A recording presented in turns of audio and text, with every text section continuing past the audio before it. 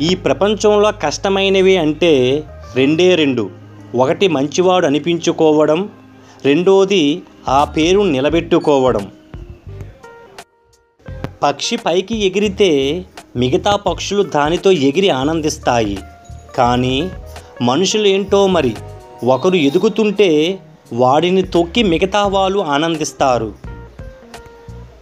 జాతకాలను నమ్మి అమ్మాయిని ఇస్తారు, కానీ ఆశయాన్ని నమ్మి అవకాశం మాత్రం ఎవ్వరూ కొందరు.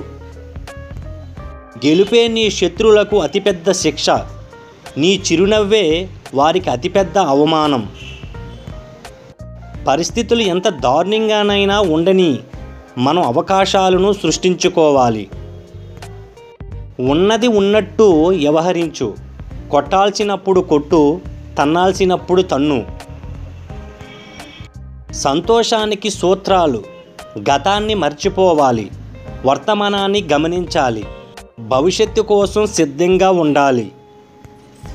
సాఫీగా సాగిపోయే జీవితం కోసం ప్రార్థించకు, ఎంతటి కష్టానైనా తట్టుకొని నిలబడే బలం కోసం ప్రార్థించు. మన సంకల్పం కంటే ప్రమాదకరమైన ఆయుధం ప్రపంచంలోనే మరొకటి లేదు. ఒక పనికి సంబంధించి ఎక్కువ సమయం ఆలోచించటానికి వెచ్చేస్తుంటే నీవు దానిని ఎప్పటికీ పూర్తి చేయలేవు. కొన్ని సందర్భాల్లో మౌనం చాలా శక్తివంతమైనది. ఎలాంటి సమస్యనైనా సమాధానపరచగలదు. బలం శారీరకం కాదు, లొంగని సంకల్పం.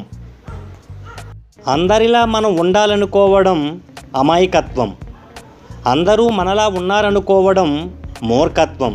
గుర్తుపెట్టుకోండి మిత్రమా, నిజాయితీగా ఉండేవారు ఆస్తులు కూడబెట్టలేకపోవచ్చు, కానీ ఆత్మసంతృప్తితో బతుకుతారు.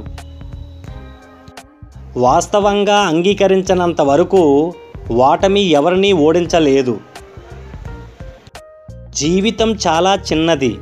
నవ్వుతూ నవ్విస్తూ సంతోషంగా గడిపేద్దాం. జేబు నిండా ఎంత డబ్బున్నా తనకు ఇష్టమైనది కొనుక్కోలేని వ్యక్తి తండ్రి. మనలో బలహీనత లేకుండా ఏ సమస్య రాదు. మనలో ధైర్యం లేకుంటే ఏ సమస్య సమసిపోదు. మనకు ఎదురవనంత వరకు ఇతరుల సమస్యలన్నీ తమాషాగానే కనిపిస్తాయి. ఆలోచించండి మిత్రమా, కష్టాలు అనుభవించినంత మాత్రాన ఎవరూ గొప్పవారు కాలేరు. కష్టాలను అధిగమించినప్పుడే గొప్పవారు అవుతారు. Please subscribe, share, like. Thank you for watching.